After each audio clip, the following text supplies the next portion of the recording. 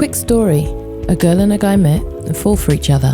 They both love music, so decide to work together. And they were pretty good at it. Now on the surface, everything looked perfect. But oh, the stress of the city. So they decided otherwise. They packed up and left for the countryside. And that's where we meet this family, raising their children, growing their own food and their business together, on a quest to find a new normal and a new sense of happiness. And if you're looking for the same thing, then join us and we can unpack this thing called life together. Where are my manners? Let me introduce myself. I'm Shamel Olwago, my husband's Amondi Olwago, and together we are Nile Ochi. And this is Z-Quest. Oh, hello, there we go. Housing. Yeah. Housing. So, is it worth buying a house today? Is it worth buying a house today? Yeah. Is it worth it? What do you think? Or is it better to rent? Oh, Like, what are the pros and cons? Oh, God. According to you? There's many pros and there's many cons, but most of the pros I've come to realize for myself, personally speaking, as a homeowner. And that's another thing as well. We are a generation that was kind of caught in the crossfires of the time where you were considered less than for not being a homeowner, and then another generation who is like more free thinking to say, well, this doesn't work out for everybody. Maybe I can choose different for myself and have a better quality of life rather than being a slave to this payment. Yeah. That I'm paying for something that the thing is, it's a long story. The same can be said about renting, specifically in big cities, because the rent keeps on going up. You don't own anything, and can you afford to actually do without? We've lived in big cities before, and we've lived in small cities before. Yeah, but what did you find about the big city? You need to rent somewhere. You need to live somewhere. I found it'd be nice if you lived somewhere. Yeah, I mean having an address. When you have to rent, if you don't own a house, then you're in a situation where you must, live somewhere. The thing is, now this is the problem. Okay, my mind has changed about it. Yeah. Since I have become a homeowner. So, what changed? Before, I used to want to become a homeowner because I felt like it brought me security. Yes. And I felt like it would bring me, let me say, honestly, I thought that it would bring me some sort of status. Yeah. That's like being brutally honest. Okay. Like, because people always, I don't know why, but before I owned my own home, people would always ask me, are you a homeowner? Are you a homeowner? I want to be like, no. Yeah. But it'd be this kind of pause. Yeah. Like, well, you know what I mean? But then maybe that was my own mind working on me. But then again, and then as well, my upbringing. But then again, it is different in England. Well, that's my point. My upbringing the approach. I mean, in London, I can't speak for the rest of England, but it's like there is money to be made in owning a house. Yeah, this is where I was going to circle back to. You've got all possibilities of remortgaging and that's stuff my like point. That. Which you don't have in France. It's not that easy to. Well, this is the thing. It was a really weird transition for me because in England, in London, being a Londoner, born and raised, I was always taught, and my parents have done it, my grandparents did it, that you buy your house, you own your house if you can, and you try your hardest to, And then once you're there, it will work out. You just keep on paying those payments, and then it will double. Like, what was it? Every 3 years it will go up 10%. And there was a time that was true. But did it materialize for you? No. And why not? Because I fell in love with a Frenchman and moved away. But would you say that if you were able to buy in England, well, I mean, were you in a position to buy though? By the time this was actually, it was your time to buy, or actually the perspective to buy anything.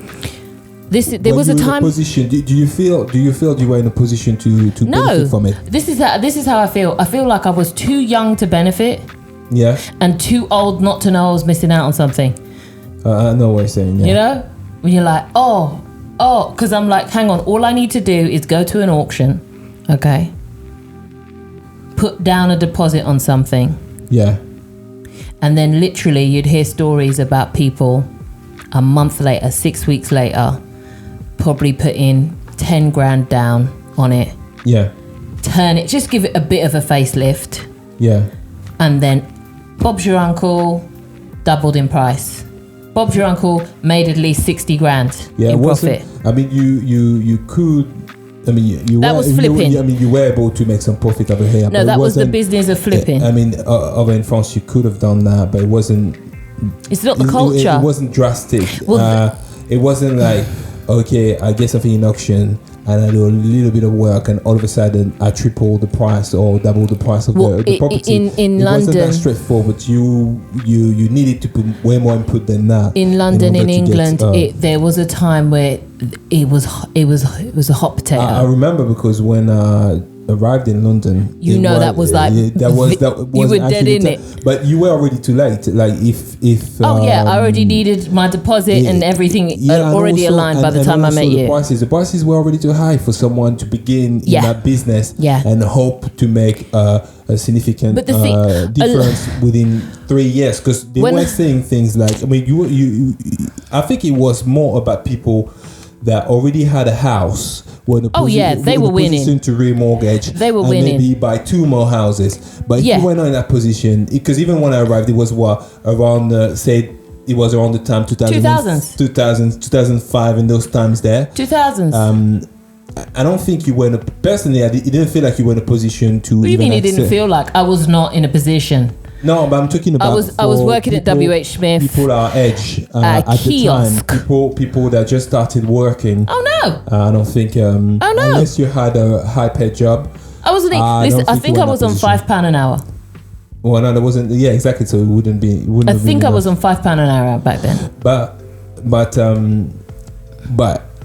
now that being said, do you think that it is still possible for someone to access it and make an actual profit? I'm not, because obviously accessing to the property market today, it's not impossible, it's difficult. But make a profit, we're talking about making a profit, because I think you could still turn a profit, but everything now is going to have to be about how you finesse the buyers. And how you finesse the sellers, because most of the decision behind buying a house wasn't to settle down. Back then, it was to make a profit, to invest your money, which I think in a way was a bit wrong, because you should look to move into your first house, and then maybe from there, then move on again. And well, this is the thing. There's always been, I found, especially because the thing is, that's the game my parents are in. They're in there. They were dead on the time where, the remortgaging would start in, and you can get into it, and you can start, if you were about that life, you could start getting into property, so to speak. Yeah. And growing up, that was the life. Like, that was what I grew up with. I grew up with, turning properties and trying to get them ready to rent, and wiping down skirting boards on Saturdays. Like, sometimes my parents would be like, you're not going out this weekend. Why? Because I'm going to go and be wiping down some sort of skirting board somewhere. Somewhere I'm wiping down a skirting board. Yeah. Or damp dusting the carpet, getting it ready for something. And I'm just like, so by the time I reached 18, 19, I was ready to go. Yeah. But the pockets was saying, no, you're not. Okay? No, you're not. You're not ready to go anywhere. And I was thinking to myself, well, maybe I'm going to have to reevaluate my thoughts on this because it doesn't seem like I'm going to catch this train. Yeah. You know what I mean? And then I met you, and you had like a totally different mindset to it. Yeah. You know what I mean? If you were maybe a Londoner, I may have been able to coax you into it. Do you know what it is?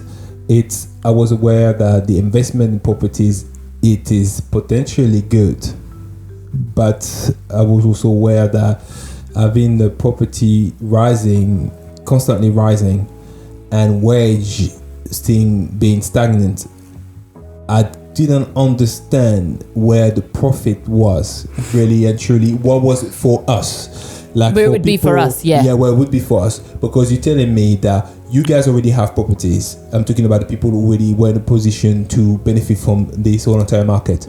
You keep on selling in order to rise the prices, which means you're selling to me with your profit included. Yeah. Which means my wage is not going up. So you can imagine at 16, I was like... So how that really, for me, it did not make much sense. No, at 16, I was really like, I'm ready to go.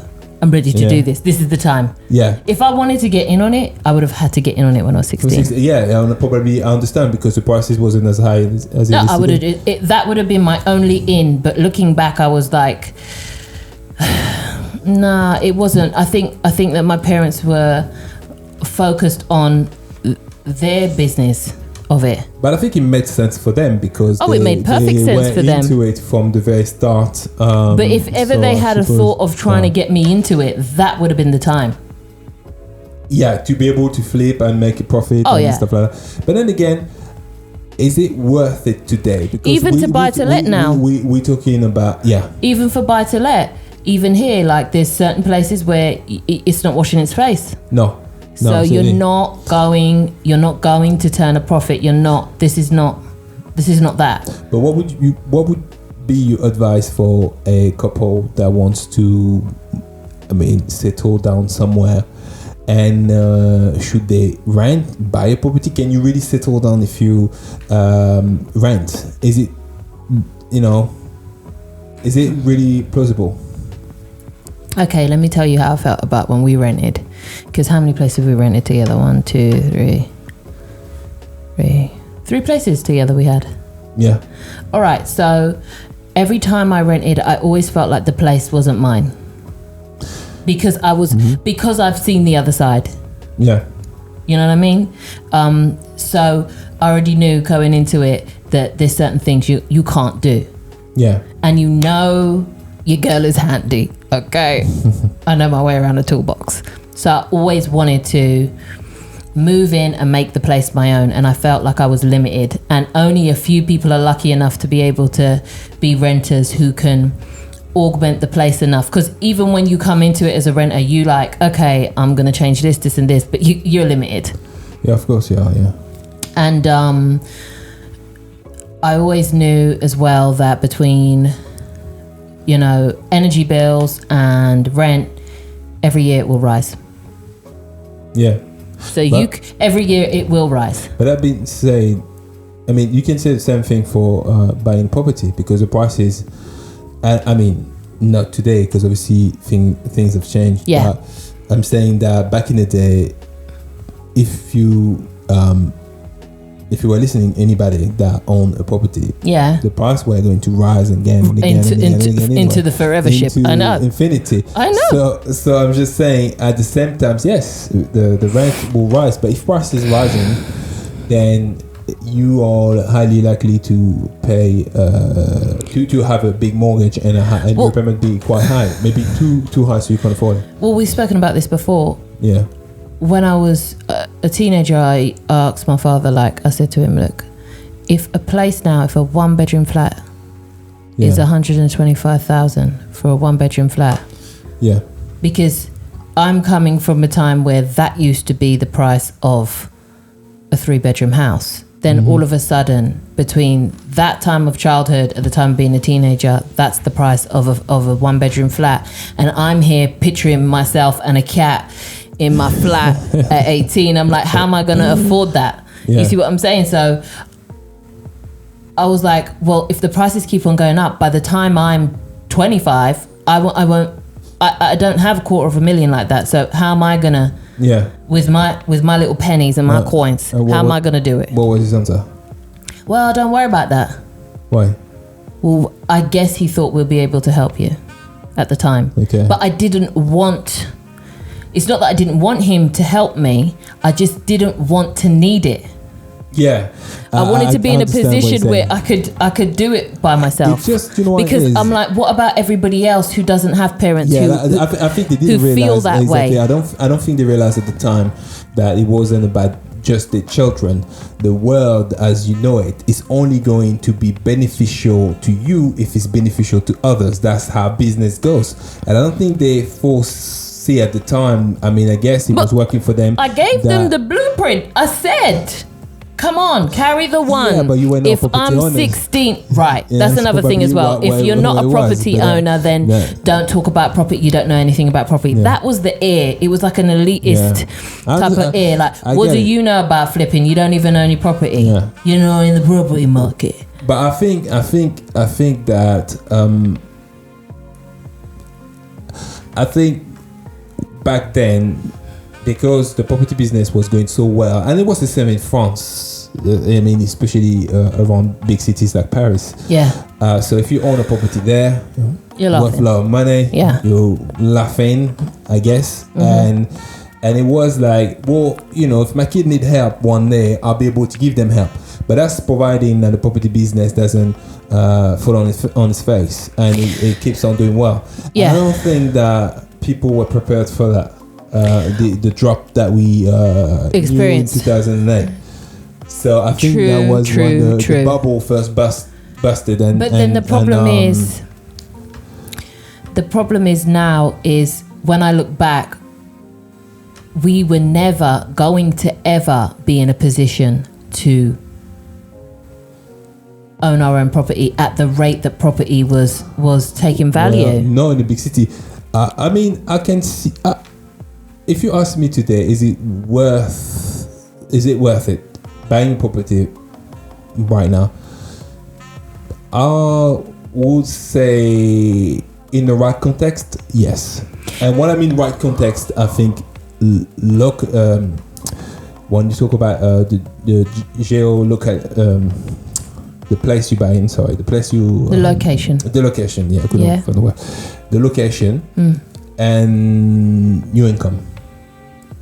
If you take those two factors together, and you're someone that can, because of the nature of their work, maybe not buy in an area where it's so expensive, but still a decent area, so you can probably benefit in the long run from your property investment, and your income is decent, I say why not? But if you're not in any positions, if your work don't permit, if you have to stay in big cities, your income is too low, it's absolutely not a good idea. That's what I think. The thing is, though, I've come to realize that. And what I mean too low, sorry, I got to rectify those some things. You know, what do you mean? You know what I mean too low? I mean, you could afford it, but you may, if something happened, you may not be able to maintain it. That's not so much of a good idea. Is it the same would apply for a mortgage, though? Yeah, that's the thing. That's the gamble. You're actually telling yourself that no matter what, I'm paying this for the next 25 to 30. Yeah. You know what I mean? Yeah. It's a bold statement. In this day and age, it's a bold statement. Yeah. You know, you can't pay your rent, you don't pay your rent, you move on in a couple of months. You can't pay your mortgage, you don't pay your mortgage, you lose your house. Well, you owe money. You lose your house too. I guess the difference, you owe money, a lot more money, because you owe future... You owe the future monies too. Investment, what was supposed to be an investment. Exactly. Yeah, I guess I get it. And I'm also aware that the only reason we have ours is because of so many compromises we made. Yeah, we had to compromise on the location. I think it's at a point I just felt like I'm gonna have to get real. If this is the what I want, then these are the things I'm going to have to do to get it. And one of them was just totally cutting out certain areas from even bothering to look at. Like, I'm not looking there, that's too expensive. Yeah. Straight up. Like, and that's the problem as well I felt about when we were renting. I felt like we're renting here, but if ever we had to buy here, we couldn't afford to buy the same place we are renting. And what scared me is the fact that we were beginning to outgrow it.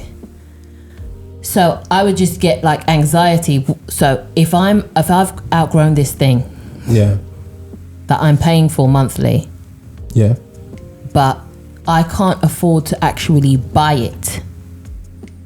So that means I need bigger.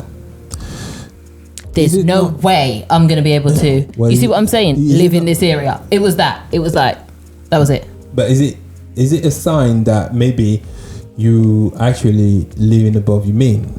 Because if you rent somewhere and you can't afford to buy this place you're renting, maybe you can't afford to live there. And I mean, not in the specific apartment, but in the region you live in.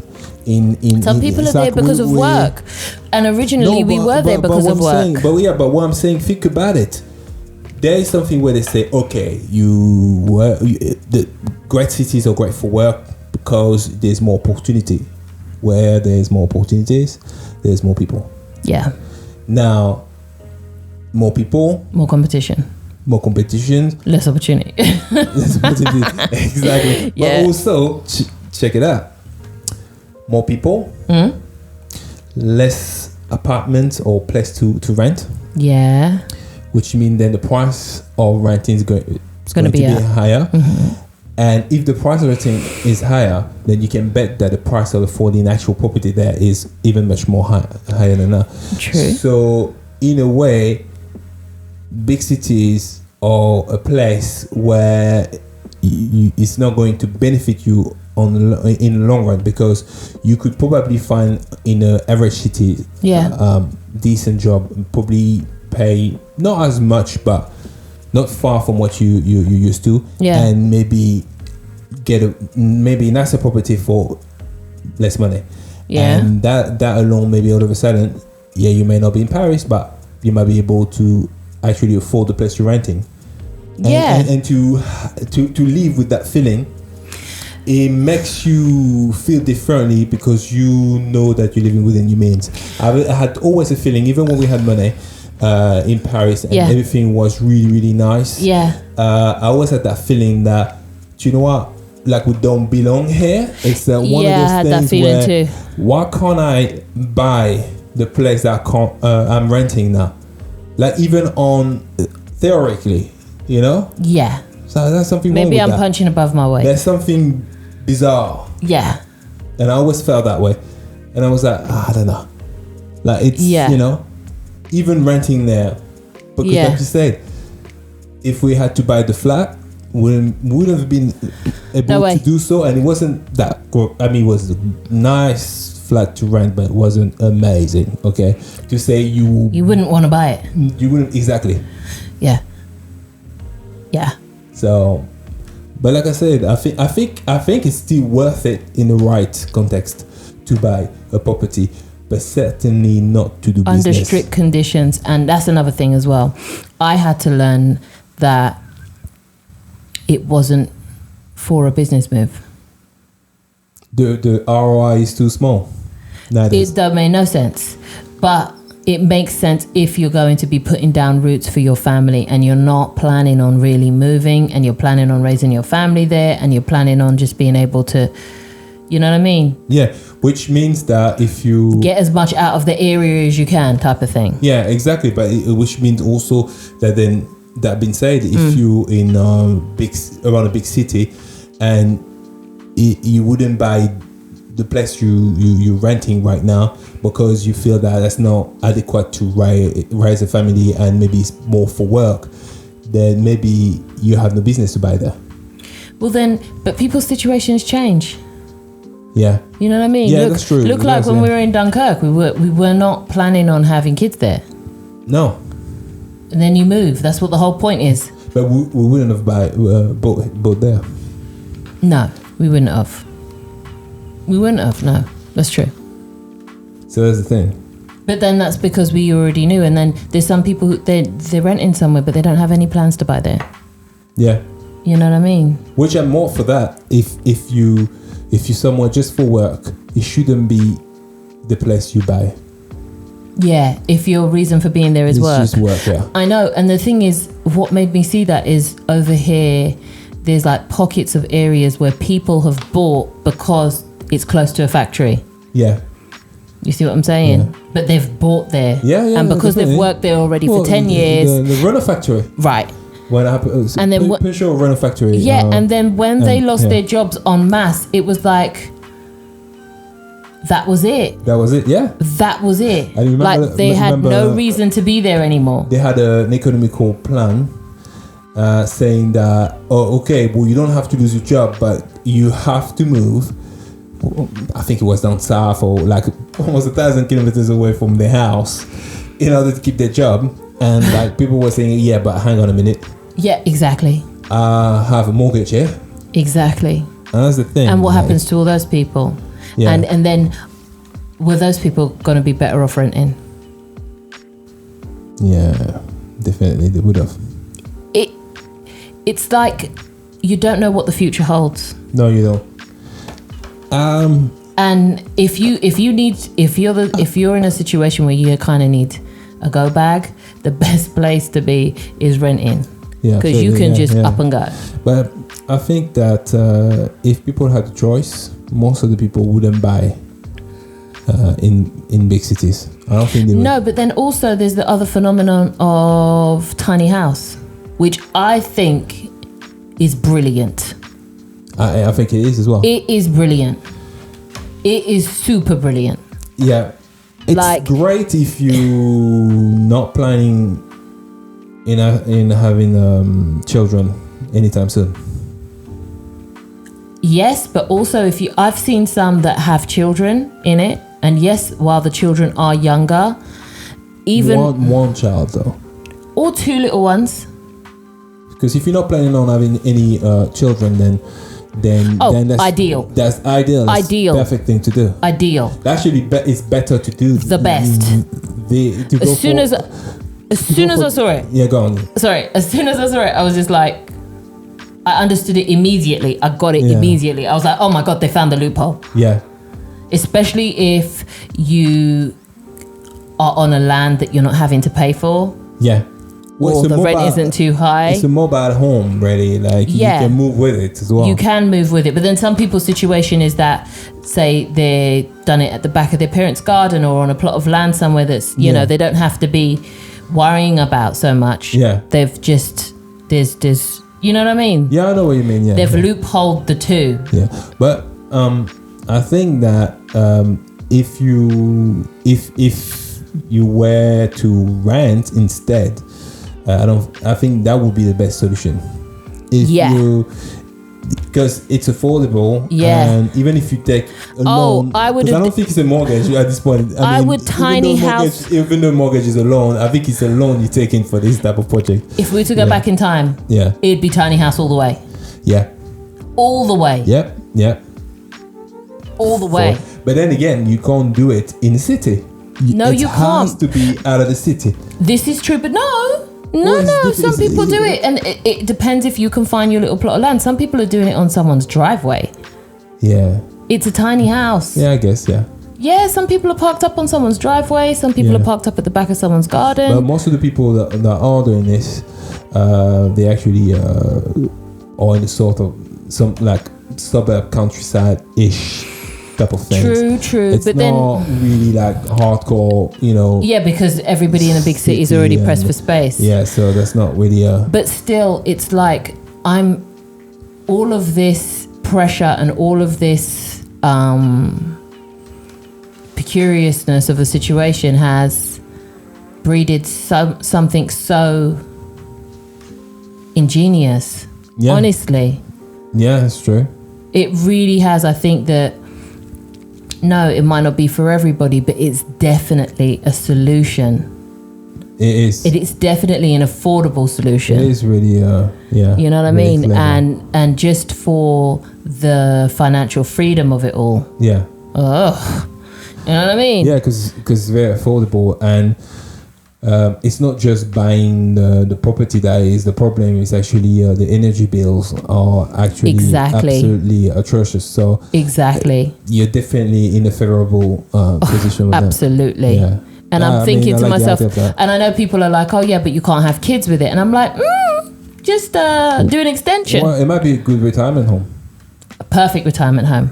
I mean, the only thing I would still want my own land though. I would, just for safety. Yeah, just for safety and security of it. Some things I would want to.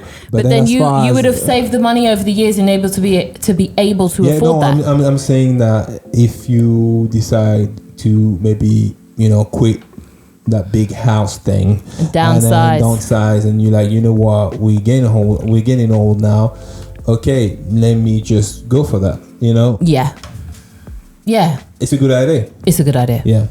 I like the concept, but I could see how some people were like, no, I want a proper house and blah blah blah blah I blah. guess when you're younger, you probably feel that way. But most of the people that actually experience big houses, it comes a time where when they reach maybe 70 years old, they're over it. They're over it. Yeah, they're done with it. Yeah. And I've seen it many times. Well, the thing is, someone has to clean it, someone has to walk around in it, somebody has to live in it, and someone has to furnish it. And then you quickly understand minimalism when you have to furnish a 6-bedroom house. Exactly. But I don't know. It's a tricky thing. A really great move. If you can do that, it is excellent. If you're a couple that don't really want children, that happens. Yeah, but what if you have kids? That's tricky. Why is it tricky? Space. Why do kids need space? So they don't get on your nerve. So then they need a separate space. They need to be separated, but they don't need more space. Then do they? But tiny house. It's a tiny house. Like it's a tiny house. It's not even a small house. What I've seen in a lot of them is they really use the outside. And most of them don't have kids. That's true.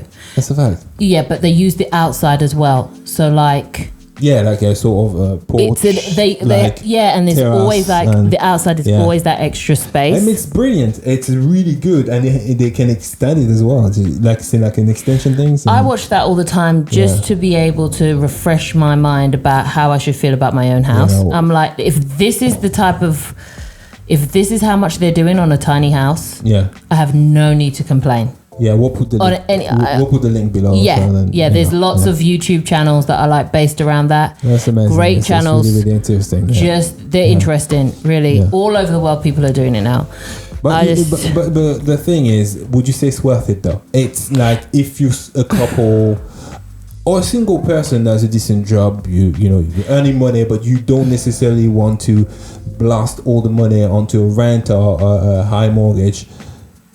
Do you think it's worth it, right? Absolutely. As I just said, I would do that. Yeah. I would have done it. Yeah. If I'd known about it, I would have done it. It's just that you might have, trouble to convince someone you can raise a family there, but that's all. I would have had trouble convincing you to raise a family there, but that's because you already had long-term plans about giving me plenty kids. Yeah, but that's another story. Yeah, but I was always like, no, 2, and just be 2. But at the same time, hold on a minute. We were willing to buy a house without a garden. Oh, hell yeah. And the house wasn't small, but it wasn't big. It was like, I don't think our house right now is big. It's not big. Small either. It's not average. But I'm just saying that house was just a bit below average in terms of size. Do you remember? Yeah. Yeah. Do you know what it is? We were willing to go for that. Yes, we were. It's the high ceilings. Yeah.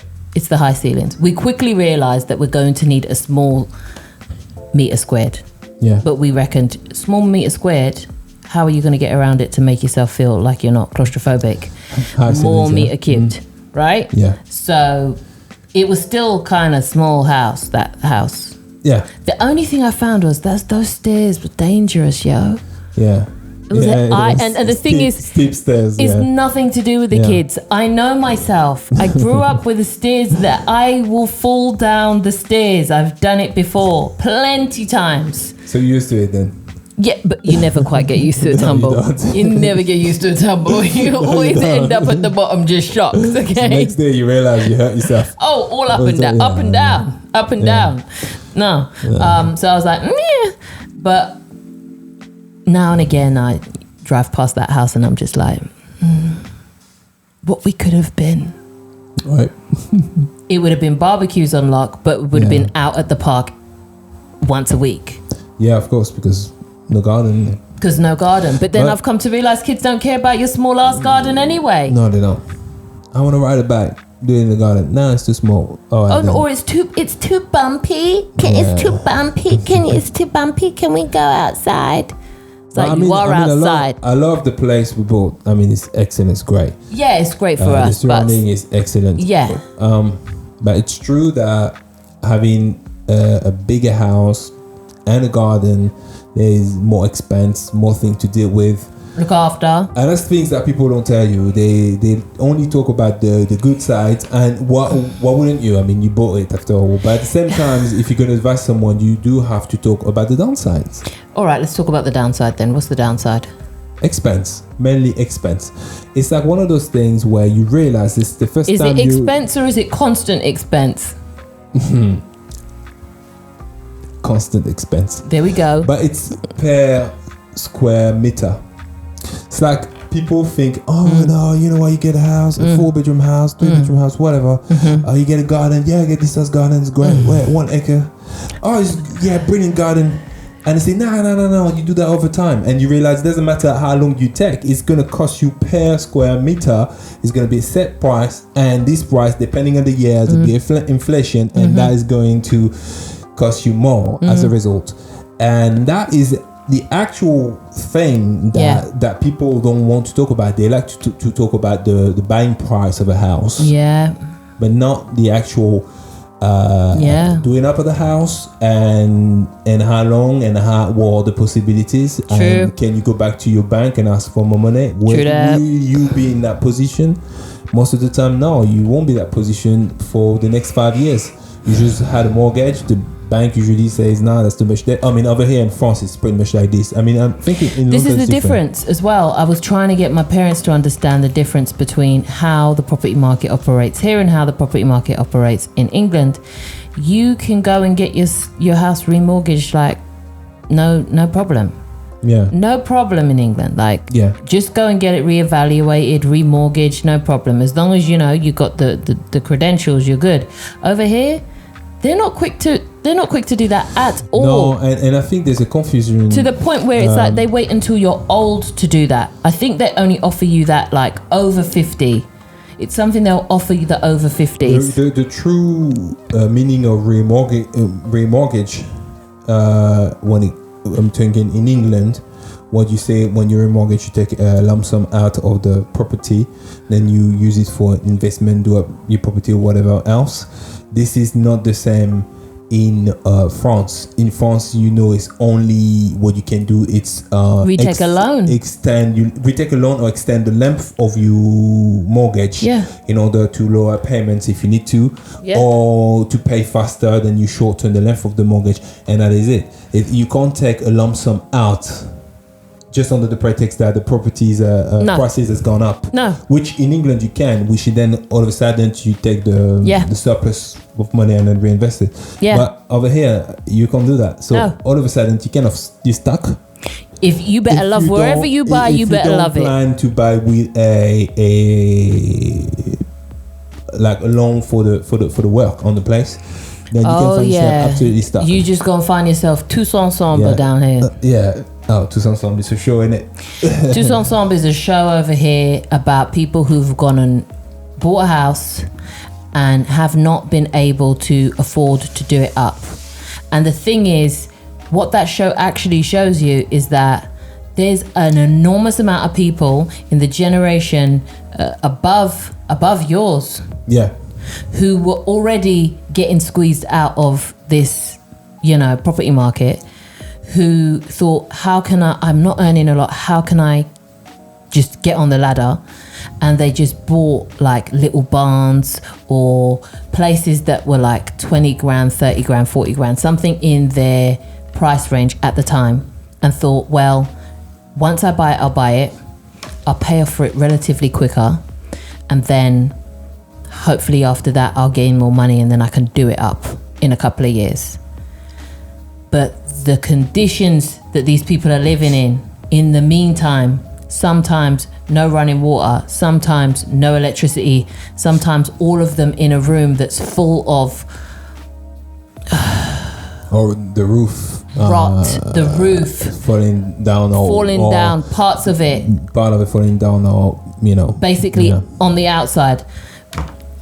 This is how people were living. Yeah. And then this show is basically, when a company can come in and just sponsor the family and say to you, all right, then we'll do it up for this and we'll do it up for that. And then local neighbors come and everyone kind of just helps and pulls together all of their experience and all of their, their tools as well, for free. Yes. Just so that this family can just start living just a regular life in just a house that might have windows, you know?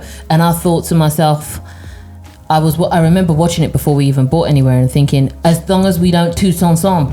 No, I know, but you remember I said like it's out of the question, because being French, you know how difficult the banking system is. Yeah. I mean, if you rich already, then it is easy. But when you're not rich, and I mean not just to have money in your account, I'm thinking wealthy, true wealth, then it's complicated, because as soon as you're actually in debt with them, then in order for you to, borrow more money, it's going to be complicated. You can be in a situation where it's really complicated.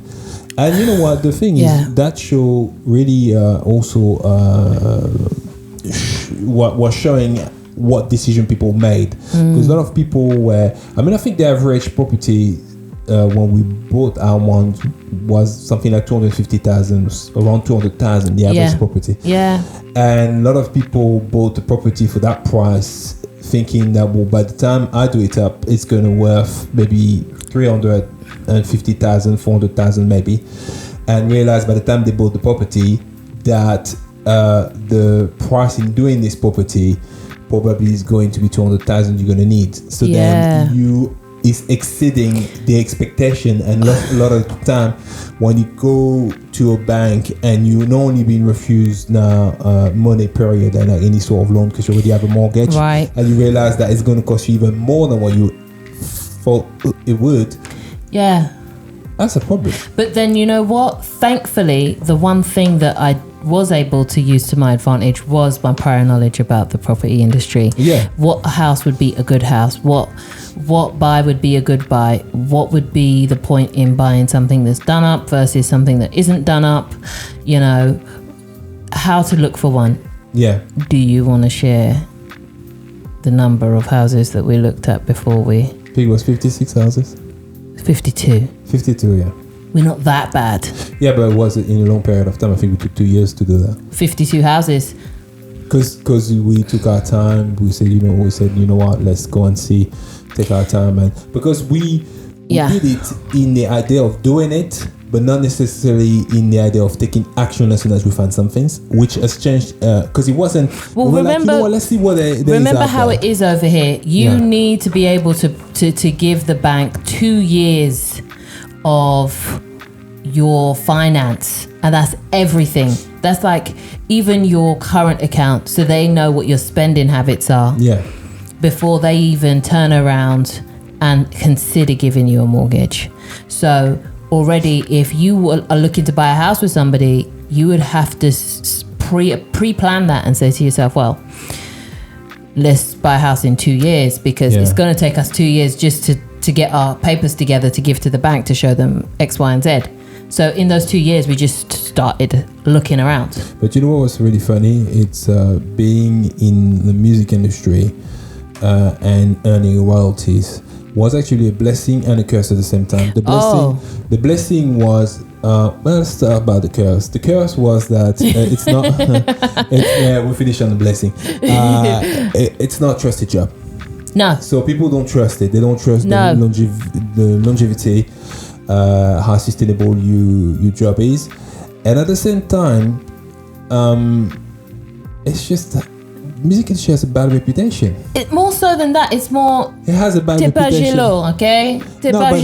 Starving artist is a real thing. Exactly. I mean, we've been through this as well. Of course. But it is a real thing.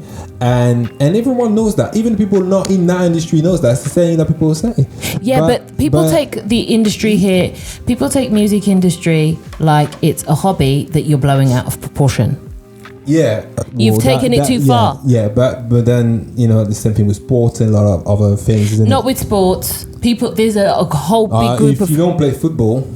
There's a whole group of people who understand the concept of sports becoming a job.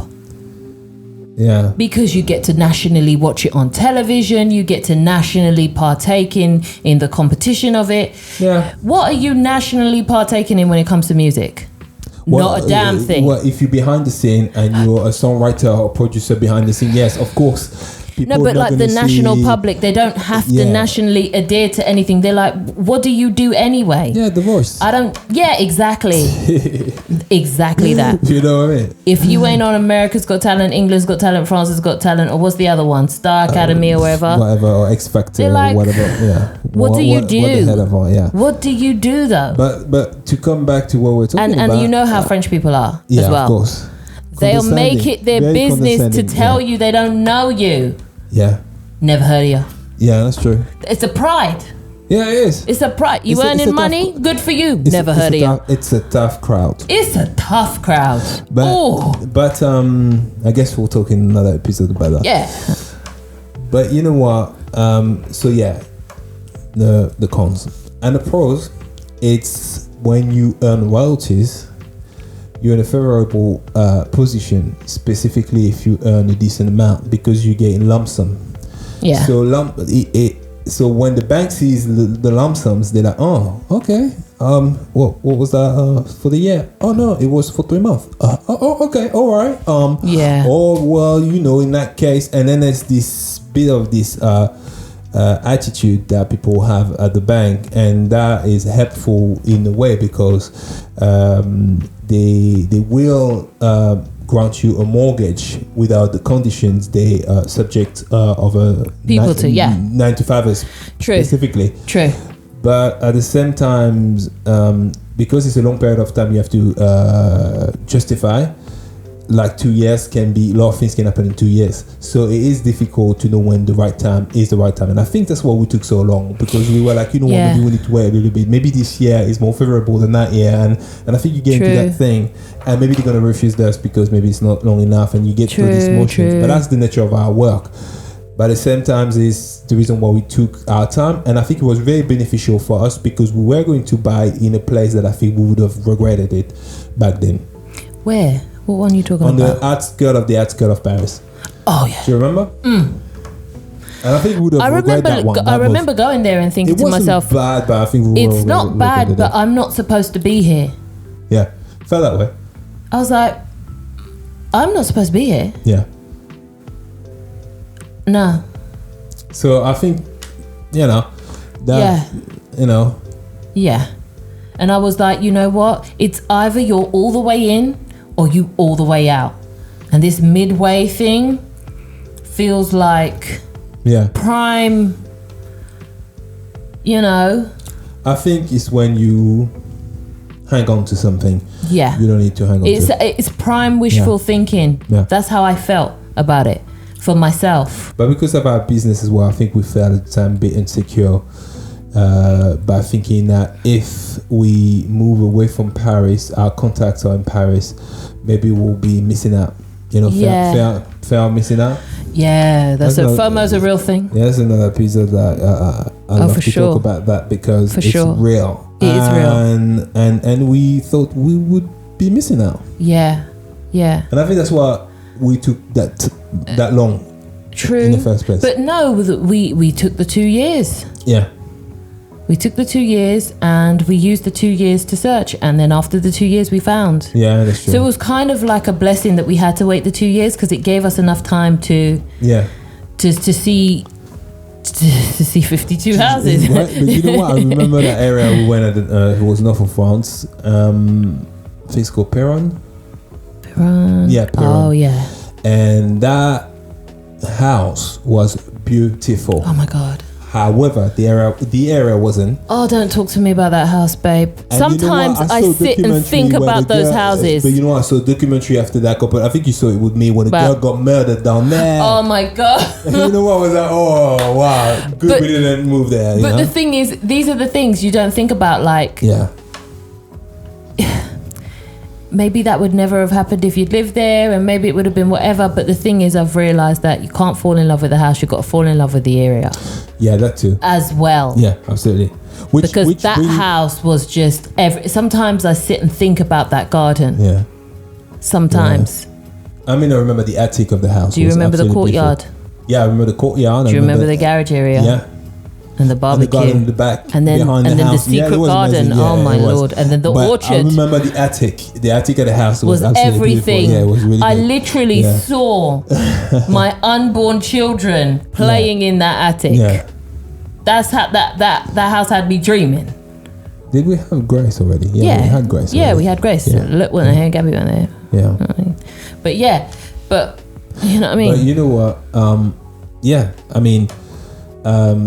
We took our time, and 52 houses later, we finally made that purchase. Yeah. But I wouldn't be so quick to do it now. I think I would be more, this is what it is. My criteria would be more strict. Even though we pulled way back. But some would say it was strict because for you to visit 52 houses, you had to have some sort of a bit. It was strict as hell. You know, it was strict. Something a bit about you to really, like 52 houses. No, but that's how people feel about us. It'd be like, wow, 52 houses. Why? But there'd be, most of the people tell us why 52 houses. That's too much. That's too much. But I was like, we weren't looking in one area. We were looking all over. Yeah, that's true. So the time you take. South of France. We went down to south of France. Yeah. But then the thing is, if you say to an agent, okay, I like these houses, sometimes you'll go on 5 visits, 6 visits for one day. Yeah. You can reach 52 easy. Yeah. Over 2 years. It's true. It is true. It's not that bad. But people made us feel a certain type of way though. But that's because people, what they like to do is actually look in the area they are in, and obviously primarily because of the job, or because of their family and different links. But we weren't constrained by that, so it was pretty much like. You know what I wouldn't say? We didn't let it constrain us. That was a bit because we had. My parents had no plan on moving yet. True. Absolutely not. True. We just did it. Yeah. And when even my uncle, by the time we bought, yes, he already moved, but we did not know if he was going to move out of Paris. No, we didn't know. When we first looked for a house. We'd already been here. And then he came. No. Or did we come here the same year? No. When we first looked for a house. Oh, no, we didn't know. When we decided, we need to move out of Paris, and we need to look for a house. Yeah. He moved. By the time we bought, he moved down the area. Mm-hmm. But we really we made that choice, and most of the people who work with us, yeah, they stayed in big cities. Yeah, they did. Moved to New York. Or moved to other big cities, the other side of France, yeah. So it was some sort of a risk to take. In our mind at the time. We knew there was a chance. But then was saying, even my parents remember, are you sure? Like, you want to leave Paris? Why? Yeah. That's true. It was a lot of pressure at the time because it was like, this might not work out for you guys. You realize that, right? Yeah. And you're going to go invest all of your money into something and it's not going to work out. Yeah. But I I knew that I couldn't afford it, and I wasn't willing to live out of my means for other people. No, but to answer back the question again, yeah, I think it's worth it in the right context. Has to be in the right context, and do not feel forced or pressured by trying to chase status, because when it's you who has to pay that bill, it's you who has to pay that bill. When it's you who has to make that payment or go and clean that gutter or cut that grass or do any other of the many things that come into looking after a property, it's going to take some it's time you. to work. I mean, it even impacted our work. Oh yeah. We had to reorganize how we worked just to be able to maintain the house. And the impact was like, I think it was like, if you take in terms of year, probably 2 years. 2 years, yep, 2 years. 2 years. We just had to say more. 3. Probably 3. Yeah, at least 3 years.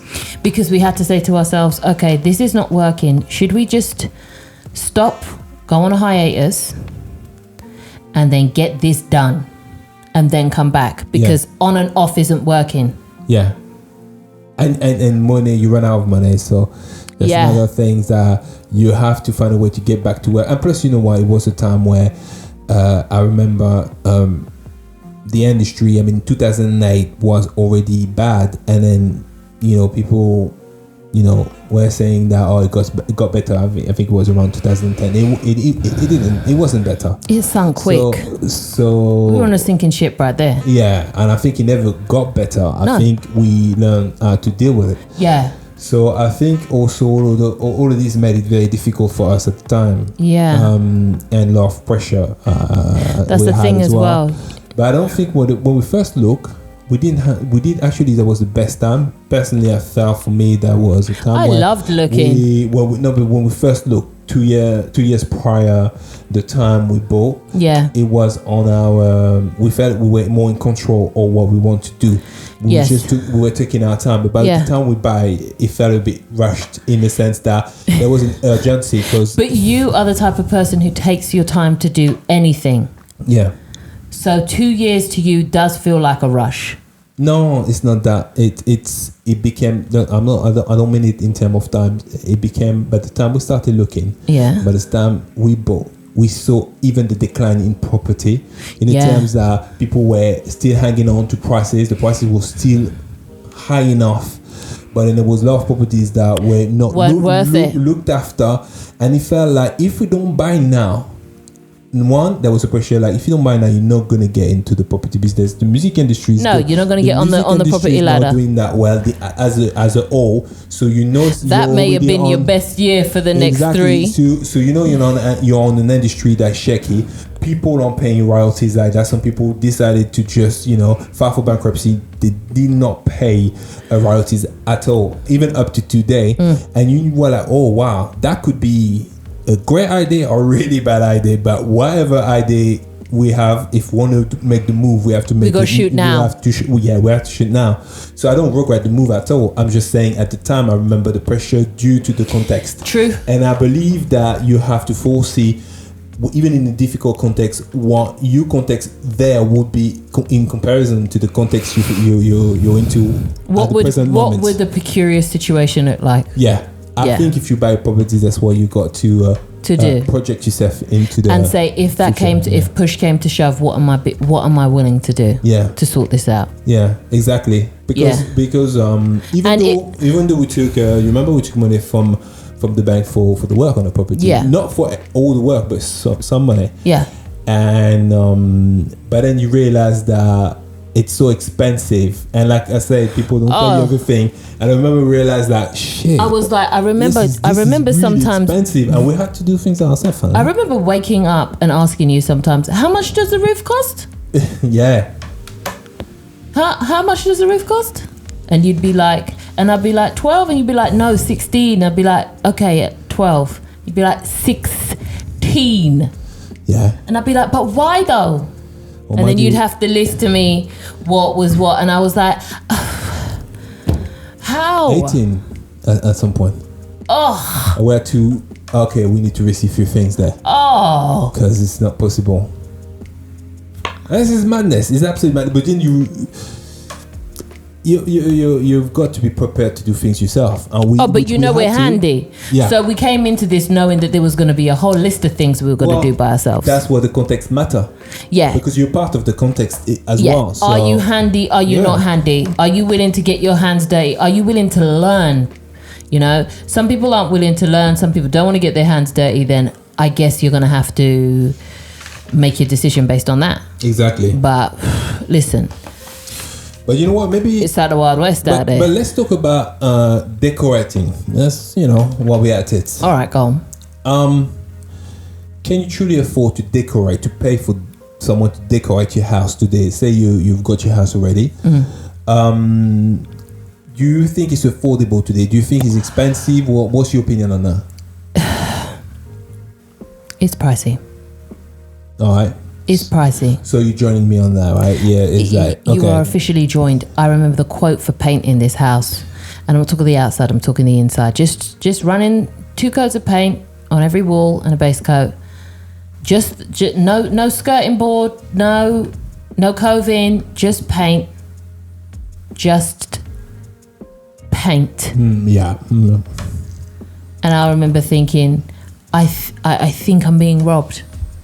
I feel in my soul that this looks like a bad coke deal. What's going on? You were being robbed by everyone in that chain of price. The state is robbing you with taxes. The guy has to make some profit, and probably too much profit at some time. Because remember, we're from Paris, so they were like, you know what, those guys are from Paris, they got money. Let me just charge them a little bit more. No, ma'am. There's a lot of that as well. No. I was just like, you know what? I'm not paying that. Yeah. I mean, I'm not paying it. I remember when we had the quote, and just to take down the existing ceiling, it was like per room something like $2,000, and it was like, hang on a minute, how much is that? 2, 4, 6. And we were like, oh no way. And we just took the slash hammer and just I really do. Yeah. I really do enjoy the day that we got it here. Yeah.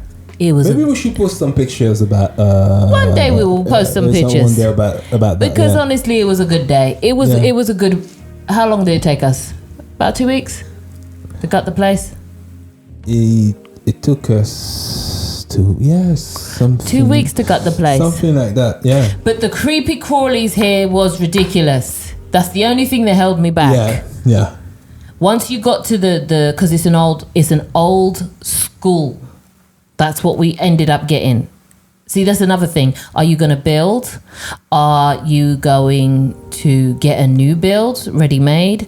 Or are you going to buy a house that's already there, an old house? Are you going to buy something that isn't a house and convert? We did a conversion. We converted from a school to a home, and it's pretty old school. We made our plans actually. Late, what is it? It's late 1800s. So... we made our plans as well. Yeah, we made our own plans, but then you could do that because that's what you went to school for. But but I'm just saying that we had to, because remember we had a project manager originally. Yeah. And the guy wanted to actually overcharge us for less, and we're like, hang on a minute. Remember that's that step thing he was suggesting at the door? Yeah, it was unnecessary, but he was trying to make money for his guy. He lost me at step. But the guys actually. He decided, because we were really meticulous and I guess we're too difficult for him. I think we're nightmare clients. I don't think so. I think we're nightmare clients. That's not. No, I won't endorse that, and I tell you why. We were asking him honest question. Why are you bringing me a quote? Okay, one quote of one man when you're supposed to bring me 3 quotes. What is that? Because he's only asking one man. He's asking his brethren. Hang on, you're my project manager. You need to go and fetch 3 quotes. Listen, darling, it's over now. Look. No. I mean, it is over. No, it cost us $1,000 extra. Yeah, that's another thing as well. Lots of people. For the plans we made.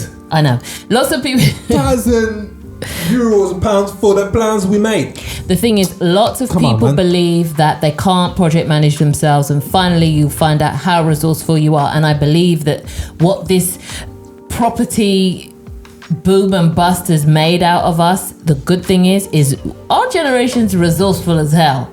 Like, we'll get stuff done. Hence the whole tiny house thing in the first place. I mean, we'll just get it done. You know, we'll rough it for a bit and then we'll get it done. We'll go watch a YouTube video, we'll wrangle some friends and get some pizzas together. Whatever we need to do, it gets done. But the thing is, you gotta be honest. Well, they depend on your standard, but decorating today, new kitchen, painting your walls, all of that stuff, laying down some flooring, it is expensive. Yeah. It is not two ways. If you want something decent, nice, even something cheap, it is enough to be expensive. Yeah. The bigger your house, the more expensive it is. Yeah, hence the tiny house is just So what do you do? Amazing. If you call a man to do it, if you do it yourself, it's affordable. It can be affordable. Because, you know, there's a lot of things that we ended up not doing because it was like, we don't have the tool for that, but the tool to do that is that much money. And unless you're doing it for like X amount of space, it ends up not being worth it again. Yeah, that was for a few things, but that's because that happened when you buy an entry product, like a low, you know. Yeah, some things are too expensive because of how cheap they are. Yeah, but if you buy a luxury product, depends. True. Usually they come with everything you need to just boom. Yeah. Well, you probably won't do it yourself, just in case you mess up the product itself. No. So you might be like, you know what? Look at the flooring I ended up doing. Yeah, I know, but I'm just saying because of the guarantee. No, I'm just talking about more like one is over 100 euros square meter. Oh, well. To get that type of product. Yeah. There is some out there. Think twice. Yeah, you might be like, I might let you do that. Because, you know what, I need the guarantee on that. True. And the warranty to work. But no, I reckon that it's made us as a generation way more resourceful. And I think also everybody else who was on the outskirts of the other generation, because everybody made out that everyone who was older just got in on the property market when there's so much people who did not. Yeah. And they kind of went unheard just because of their age group. It was just like, well, properties only cost that much when you were young, so you must be a homeowner. Yeah. But I think that the way that our generation has kind of navigated through this has also eased up the pressure on anybody now or before needing to feel like they have to be a property owner for the sake of the status of it. Yeah, for the sake of feeling not being able to, because people are like, you know, what are you doing with your money? It's this idea that you're throwing it away. Yeah. If you're not putting it in a property. That's true. It's true. Yeah. And it's wrong. It is wrong.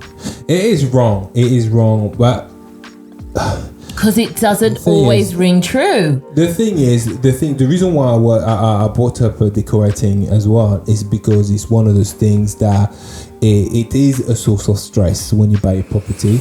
And you just if you bought your property and you haven't planned for decorating money or doing up money, it is coming to be, if you have a overbearing family, it's going to be some sort of an issue at some point, because some of your family member may make you feel that you were not offering enough for your children, or why are you doing it? Why is this kitchen still not fitted? And I think there's a disconnect between the previous generations, because they were able to afford things. I think it's the generation that got in on it. The part of that generation that got in on it. The generation that were able to get in on it comfortably. I'm not talking about the one that just bought at the end of the property boom. I'm talking all the about ones that never ever got on the ladder. No, because you know there's some people. Yeah, but there's some people who bought at the end of the property boom, so they made a little bit of money, but never.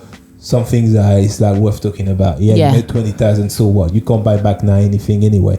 True. But I'm talking about the one that really benefited from it. There's a disconnect in what it takes in terms of if you don't have the money for you to still have a decent house. Like what you're going to have to do, the effort you're going to have to the length you're going to have to go in order to make this house more comfortable or up to their standards sometimes. But I'm saying this because I realized that when you get a property, you go in. I don't care, even if you buy a property, it's already done up. No, we bought this property, there's nothing to do. You're wrong. Yeah. in few months, in few years, you're slowly going to realize, that's coming there's away mold here. from There's this here. at the bottom of that wall. That's peeling And off already. And then you're going to realize that rare of the property, unless it's a brand new property, you took a company and they actually... And even then, depends what gam you took. Then you got to have the means, because you know, if you get like half house or companies like this, you want to know that if you don't have 500,000, then forget about it. Yeah. You know, but I'm just saying that it's a source of stress, and I think that's why you have to think about those things as well. You can't buy a property without thinking about the need of doing on that property and how much it's going to be then to run it.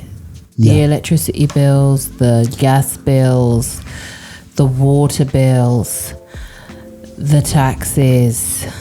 Yeah. Oh. I mean, that's why tiny house living is great, because you can do up the house, and for the one who can do it. I don't think we have three kids, so I don't think it's plausible for us. If we had to, on a hustle tip, I'll tell you right now, it would be an option for me. Do you think we could do that with 3 kids? You can do anything, babe.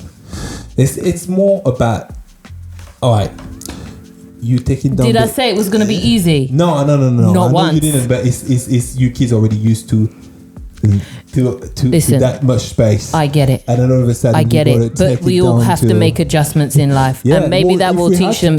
Maybe that will teach them something out here in these streets, instead of them being so goddamn privileged. Because that is still a privilege to be like, I'm sorry, but I'm used to X amount of meters squared. What do you know about it? We would do it if we had to. That's my point. That's a fact. That's my point. I think the kids, we raise them to understand. They would adapt. But even to understand it, the type of kid that it's the way we raise them. Like, look, life don't always go this way. Sometimes it go this way. According to your plans. So you gotta make many plans along the way, because your plans just didn't work out. So you gotta adapt. You gotta adapt. But yeah, so for anyone out there who wants to buy a property, decorating, I don't care what people are saying, you need to think about it, because it is something. And even if you're in a favorable position, because right now you have money, it don't always last.